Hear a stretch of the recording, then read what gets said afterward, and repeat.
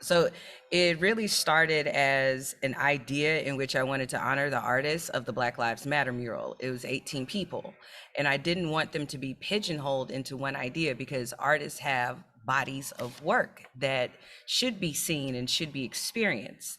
So I thought of an idea, and then I started meeting really cool people. And then I started thinking, how can I go beyond what I normally do? So I linked up with Tim. Tim got me to the Mint. And before I knew it, I had over 40 artists on the walls of the Mint Museum in the middle of a pandemic. And Charlotte really showed out over 3 days. They really showed up to support their favorite local artists. And thus, Local Street was born. Yeah, it was remarkable last year. I mean, we were just coming out of the pandemic, and to go to the Mint on Randolph and to see a line of people waiting to get into the gallery. I mean, just it was 2 blocks long and incredibly diverse. And a lot of those folks, it was the first time that they were ever walking into the Mint Yeah. on Randolph. In fact, a lot of the artists who had their work shown in the Local Street 2021 show, that was not only the first time being shown in a format in a place like that, but also their first time Yeah. walking into the Mint Museum. And it was just the beautiful way, like we believe in collaborations with the larger legacy institutions, but then with the groundswell of creatives. And, I mean, Carla made it happen. That's what she does. Yeah, and I would even imagine that in a town like Charlotte that's so transit, you've got people who are coming in from everywhere except Charlotte. It might be difficult for them to even figure out where the Mint is on Randolph, much less have you ever been? Man, I don't even know where that is. So I can imagine the kind of buzz that Local Street created to get people over there. And that brings me to another topic in terms of, you talked about artists and pigeonholing. A lot of times you have to break stereotypes in order to make things work, or at least take it into a different direction. And one of the things that I hear constantly about art is that most people think of it as this highbrow type of experience. And I get the impression that Local Street is not going down that path. No, we just put it in highbrow places. The only thing I'd say about that though is that is a misconception, Yes. right? I think people think for you to make art or for it to be a work of art, it's made by dead people, and usually dead white people, right? And in this case, it's I think Local Street is challenging that notion of what highbrow is, because while it might be street art, it's made with the same competencies. It's not this work is thought through and conceptualized and full of as much meaning as art that's in museums, and we feel like, oh, that's remarkable. This work that's here for Local Street is also remarkable and made with the same process. Well, that's why it exists. I mean, museums are known for housing just dead artists, but I think that there's an even weight you can hit. All right, museums exist for the sake of history and preserving history, but the more we do become the place for transient communities, right? The way I see it is people who are coming into Charlotte from larger cities, who are coming here because they're working in the buildings that just seem to continuously pop up downtown with big names at the top of them.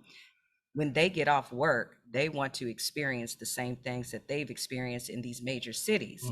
So Local Street is most certainly not only a celebration of who we have here in town, it's also an event that rivals major cities, because it's what's happening now. So if you want to know more about your local barista, which is a job a lot of artists have in general, hey, guess what? Yes, they make your coffee, but this person is an artist, a creative. They deserve more than to be just your barista. So let's create a place to celebrate them. I mean, it takes so much mental strength to study a technique for a long period of time. People who manipulate oil paint, God bless them. I can't do that. I shoot photos, I make collages, I practice writing really big on large sheets of paper. That's what I do. I own that. So who do we have around us that's not just the person serving me my food in the restaurant, the person like me, my teacher in my classroom, the barista? There's something to that actual making, because once they go beyond and the work is phenomenal and it stands out, they become that artist that will eventually become the artist in the textbooks. Everybody starts somewhere. I'm just giving you a platform to be seen. Herb, I just would say one more thing about like not being pigeonholed. I know Carla and I both feel passionate about this too. Is we wanted people to realize that the artists behind the Black Lives Matter mural or public art that you love or murals, oftentimes they do have to have 2-3 jobs to do it. Yeah. And if you want that to continue, they're small businesses. So local street was also a way to say, look, you like that Black Lives Matter mural? Here are the people. Here's our other work. You can buy it. Yes. You can commission them to do more work. Yes. You can hire them, because if we want art to survive, those, as Davida Galloway says, the artist's got to survive. Yes. It's just more than a beautiful image on the wall. This is a person that has to purchase those materials to make that beautiful image on the wall. They need a space to work on the beautiful image that you're going to see on that wall, and they need time to think about what they're doing. I think that the more we continue to push that narrative that an artist and a creative is an entrepreneur, is a small business, the more we can commit to creating sustainability for that person. Sometimes things cost money. If we had no creativity at all, we would lose so much. The image behind you wouldn't exist. The logo on your shirt wouldn't exist. The design of the frame of your glasses wouldn't exist without an artist, and that person should be paid their worth. Yeah, and iron sharpens iron. So the same creative spark that enables you to come up with an idea for a business that becomes ultimately a multi-billion-dollar business, or to code, or to to create an enterprise that's never been seen before. That's the same spark that exists in the person that's painting that mural, or making that sculpture, or weaving that fiber art, or sculpting that clay. And artists have taken ownership of local street in just 2 years. They see it as a challenge because it's such a wonderful opportunity to have your work in your local museum, especially one as large as the Mint, between the High in Atlanta and the Smithsonian and all of its museums in DC. Like, the Mint is it. I got my work in the Mint. Oh my God. I need to challenge myself and show out, or else they're going to get cussed out from me behind the curtain. Yeah, and so You don't want that. Yeah, I can tell. So you're talking about your resume building, business building, culture building. All those things go into art, and I think sometimes that people fail to understand the impact that art has on culture, larger culture, the business end of it, because everybody's got to get paid in a capitalist society. And when you look at what art does for you, everybody talks about science. Well, okay, that's fine. But art it's equal when it comes to these types of things. Because like you said, Carla, whether it's a logo or design or just something that makes you feel good, it has value. And so when you look at local street, you're only 2 years in. Talk about the value proposition that people get, not only the artists, but the people who come to see it. And I understand that you've already extended the local street for 2 more days. So now you're talking about the 26th, from what I understand. That's right. Yes. Here's what I've learned, and this is just from people just talking to me while they're in the mix of things together. For them, I've heard comments like, it's such a vibe. We needed that. I didn't know. Like, all of these things, it's like it's a surprising element. And when they walk out, they're what I can see is that their night has improved, because I think that a lot of the times as people, because we tend to be so insular with our groups, like, this is who I hang out with, this is where I go, this is what I do, and they just keep following that pattern, it gets hard to break out. to really see what would happen if you put a little mix of this and a little mix of that all together, and it's a representation of the community, your overall greater community that you live in. This is what this looks like. I value this. I think people want to have these diverse experiences like Local Street, because literally every walk of life is coming through the door and they're able to identify with the works on the wall. Presently, the Mint has a collection of Mark Rothko paintings downstairs. Rothko can be a difficult artist to understand because he does this practice called color fill. So when you see reds and oranges, that's Rothko responding to the sunset. The everyday man is not gonna like, that's not gonna happen. They're just gonna see colors and be like, all right, I think I get it, but I don't know. It might be a Yeah, little we don't highbrow. We don't all have your expansive Yeah. college education on that topic. Like Carla. everybody doesn't know what I know. And look, that's fine. Like that, just jump in there. Local Street gives them a chance to jump in there because there are things that they can identify with in the imagery. Kids see themselves in the imagery. Local Street last year blew my mind when like little Black girls would come up to me and say that they want to be somebody in an image on the wall. I've never heard that before in my life, and I've been doing art my entire life. People want Local Street because not only do they see themselves within the space and the works on the walls, they also see their broader community around them. You feel me on what I'm saying?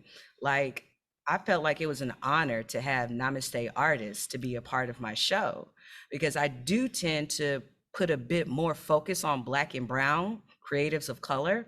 But how do we even define brown? How am I going to be from Charlotte and I'm going to ignore years of a growing Indian population? I'm going to go to your restaurants, but I'm not going to honor your culture or your artwork, the things that you produce to celebrate who you are. Oh nah, you gonna come jump in this bag too, because Local Street serves as an actual survey of who we have here in town. So we need to see all of those people. So when people do come in and they're standing shoulder to shoulder, I don't know, maybe with some crusty white folks or some like extreme hood niggas with grills in their mouth, like you, And that's what happens. Yeah, like you're in this space and you're like, man, everything is really cool and peaceful. And it's like, yes, art does that. Art shows you the kind of culture you want to be a part of. And as we continue to walk through some extremely interesting political times, then that makes my job that much more important to continue producing those spaces where all different walks of lives cross paths. Yeah, I think Carla hit it too. I mean, in Charlotte for decades, we've been trying to figure out how do we get people to naturally mix? How do we get them to break out of their patterns? Art, and particularly a show like Local Street, can do that. And it's not just important and critical what the work you're looking at, but who you're standing next to when you're looking at it. And I think that's what's remarkable, is there's an incredible diversity of perspective and talent and culture on the walls. But this exhibit 2 years running has pulled in a very representative population of what Charlotte looks like. And so you're seeing a work by an artist who probably has a different background than you, and standing amongst other people that come from different parts of Charlotte, and you're sharing that experience together. I think that's really critical. Yeah, I think that's absolutely special. Yeah, so you're talking about whether it's age or ethnicity or gender identification or whatever. It's a salad. It's not a melting pot. It's a salad. Last night at the opening, you saw children here that were elementary school children, and you saw elderly people here. You saw every population and every ethnicity here. You saw, and let's also not understate that you saw economic diversity here. That's too, the Mint last night was free. That last year they helped with that as well. I mean, but that even getting to museums there's an access issue oftentimes. And not only access of, do I belong here and do I get what's on the wall, but can I actually afford to come in? Yeah. And the economic diversity in the room is amazing as well. Yeah, talk to me a little bit about going from year one, and I guess you had 40 or so artists last year who were shown at the Mint at Randolph, to moving to Center City this year. What did you do to merit a raise there? Well, it doesn't hurt when you bring 1,000 people through the Mint on Randolph in 2.5 days. That's a good thing to have on your resume. Yeah, and I do everybody else's job for them. That's true too. Okay, so why would I not want to work with her? She just made my day easier. So where do you see this going? And I know looking at the future can be difficult, if not impossible, but where do you see this going? Because you've had this growth from year 1 to year 2. Do you think about year 2 to year 5? Yes, I do. I absolutely do. I got to kiss enough hands and shake enough babies to hopefully take over the convention center or Spectrum one day. Truthfully, I got my eyes on Spectrum because I know exactly how I want it to look. I know exactly what it's going to take and how to push it over the top in comparison to what people will experience leading up to that point. I would say, first off, I'm going to go over Carla. I'm going to follow wherever Carla goes on this thing and just stand back and be on the support team. But, Charlotte, I've lived here almost 40 years, and Charlotte's obsessed with how do we become a world-class city, or how do we create something? And a lot of times, we want to master plan those events or those experiences that are going to finally put us on the map. This is something that's very organic. It's of the people, it's of the now. And I think this is exactly the kind of event that or installation that's going to pull people in. The interesting thing is, like, Priya Sarkar is the city's arts and culture officer, and she worked for the Knight Foundation before and has the vantage point that Charlotte's already being starting to be well regarded outside of the city in North Carolina for our arts culture here. The local population sometimes are the hardest to convince on that. And much like Durag Fest that Dammit Wesley works on, this is the kind of thing that's so authentic and organic to Charlotte that it's already started pulling in people from out of town. So I think in 5 years, this has the potential to be something that people get on a plane, get in their car, and travel to Charlotte to see. Well, that would be a very good thing. And it's, like you said, it's organic, and I think sometimes that Charlotte frets too much about how do we plan our way to success. I call it just let it happen. I'm from Charlotte. I've been here my entire life. I've had the honor of living in other cities like Los Angeles and Atlanta. And sometimes everything doesn't need to be Charmecified. You don't need a blue ribbon panel to put together, 40 people to put together the idea. I don't. And I don't want it. What I want is to have a couple of cool experiences that me, my family, my friends, people who don't even know my name will just pop up and be like, that was a good time. I hope they do that again next year. I want my child to be able to walk into the arts community and not experience as many barriers that many artists of color experience. I want to inspire other people to go harder with what they do and to confront fears and to confront weaknesses through those works. That's what I really want. I don't want anything that I do to necessarily be Charmecified, but I do want it to be known that it started by a Charlotte native and it's for Charlotte. Yeah. One last thing I'd contribute is there's a change in operation or a change in methodology that I think is taking hold in Charlotte, and that's not to overthink or overmanage visionaries and creatives like Carla. So I saw it at Charlotte Shout this year, where more faith was put into, all right, here's some dollars, here's some space, artist, we trust you, go make something amazing. And in this case, that's what I don't hope for local street, is that this becomes this mammoth thing that everybody wants to get their fingers into and then try to control. This is a situation where we met Carla, we bought into her vision and who she is and what she wants to do from day one.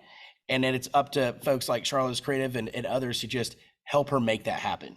but not manage the process. And I think the more and more we put faith in creatives and say, I know where you're coming from and where you want to go, how can I help you get there? Not how can I help you master plan that? We're in a better shape. Yeah. And Carla, as the curator, I'm curious, how do you go about deciding on who gets in? I mean, because it's got to be a difficult job. You've got all these creative forces just rolling around the city, but not everybody can get in. So how do you decide on who gets in? You got 1 year to impress me. You got to make me ask, how did you do that? You got to make me say, I can't do that. Like I cannot do what you do. You have truly impressed me. And in 1 year, we gonna be in the museum if you do all of those things, you know. Once we get to the museum, then it's my job to play with puzzle pieces on the ground, because local street is never gonna have a set theme.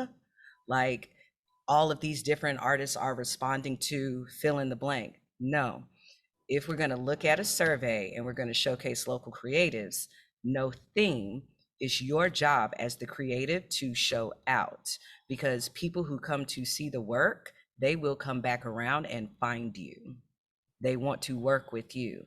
They want to present opportunities to you. And that is the culture we've created over the course of 2 years, if you will. And I will go back and start that with the Black Lives Matter mural.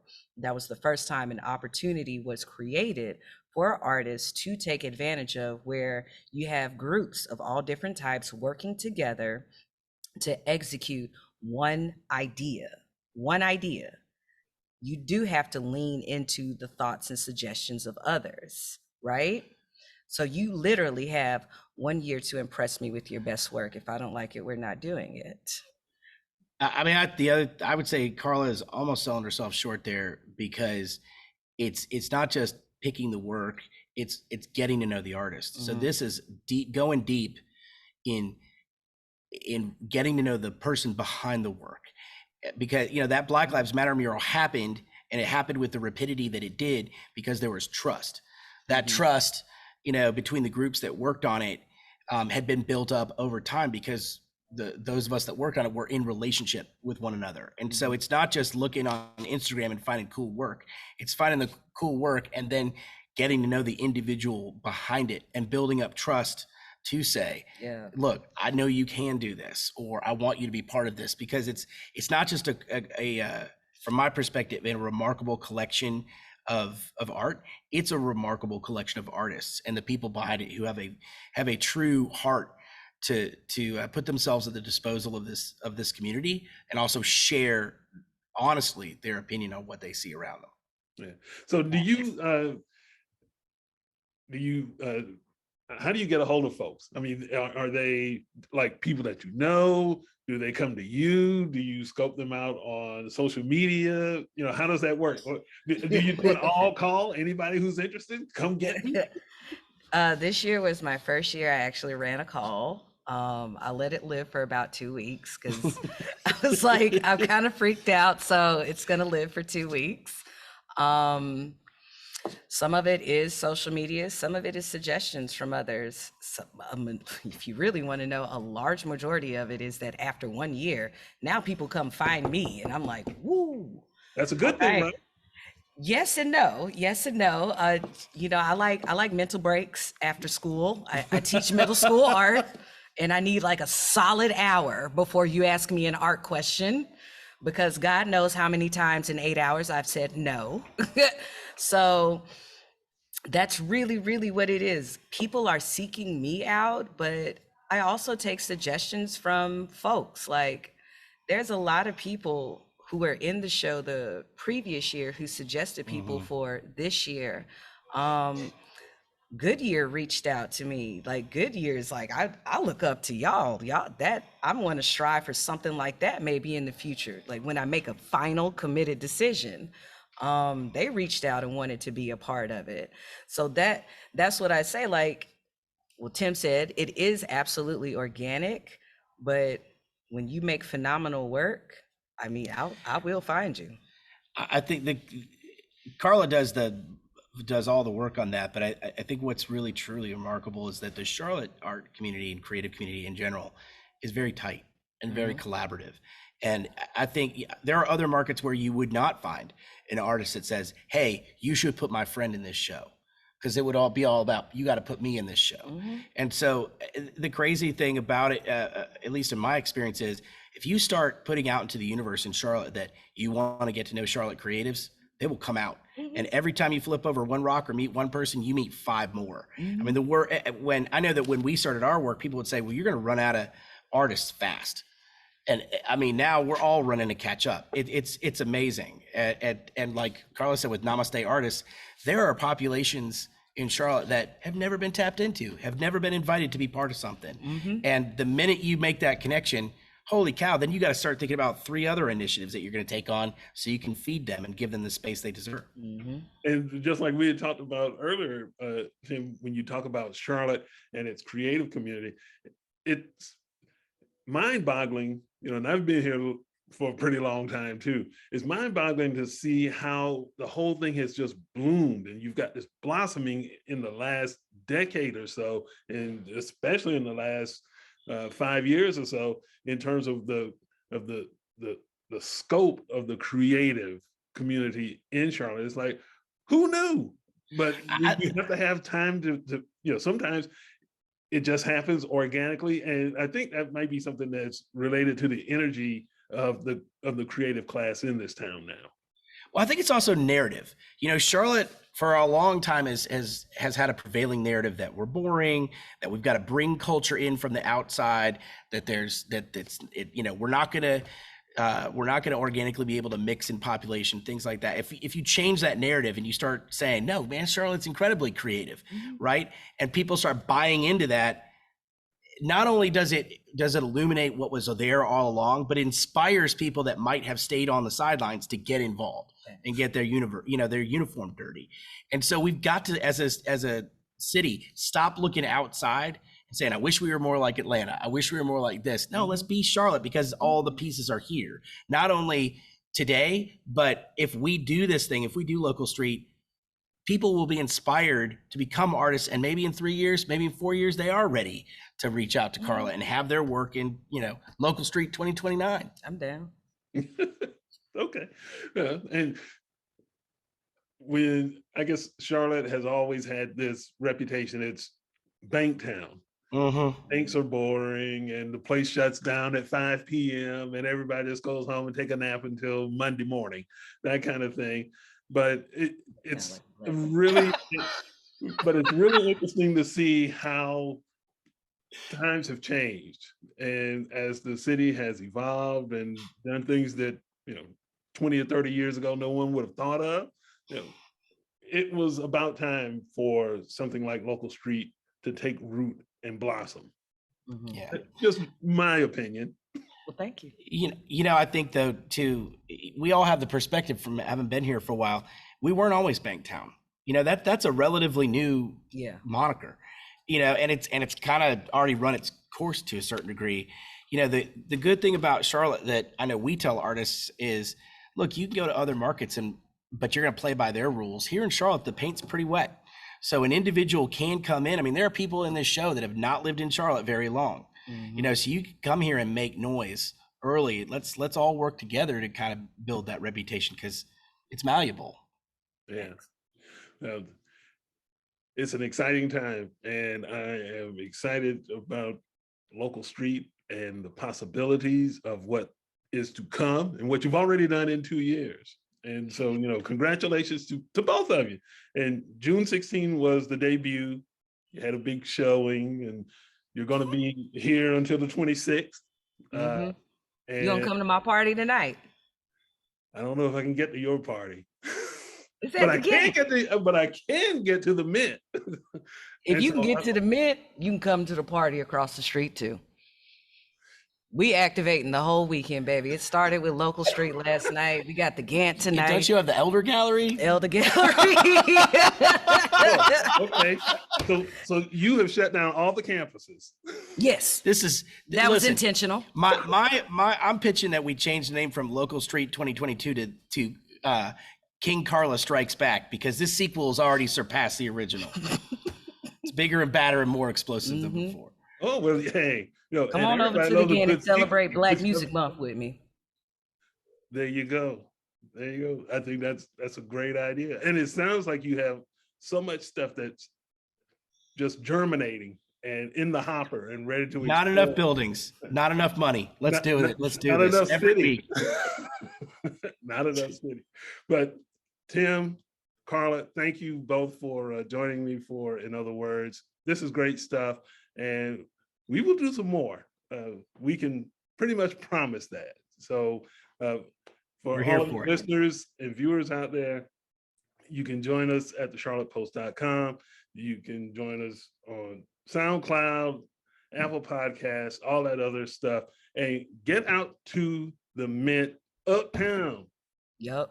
You only have, but you only have another 9 days to make it. So hurry up and go enjoy the local street. And so for everybody here at the office at the Charlotte Post, I am Herb White. Thank you for listening. You guys are great. That's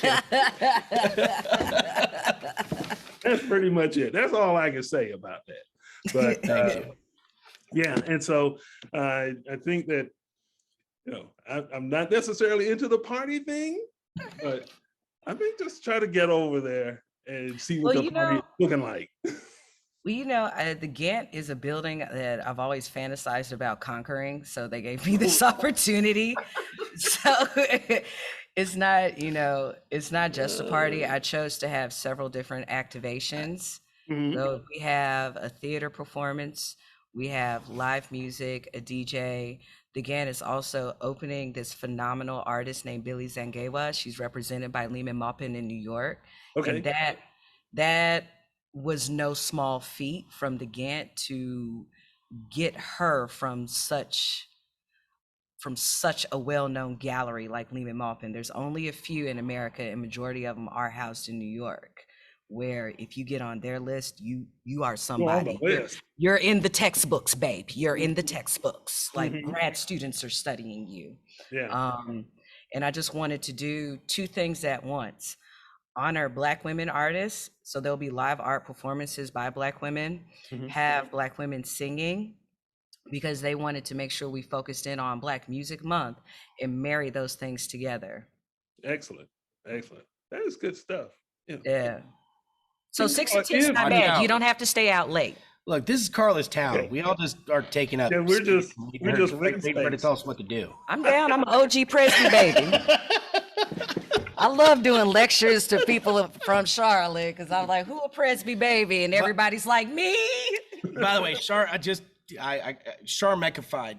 That's my absolute favorite new expression. She's been using it for like 2 years. Well, probably forever, but it says everything. A committee for everything. That's the Charlotte Mecklenburg way. Oh, it fits here. Yes. That's the place. Charmeckified. Yeah. Well, thank you both for joining me, and much success to you. And we'll see you around. Oh yeah, you will. Yeah, absolutely. Okay.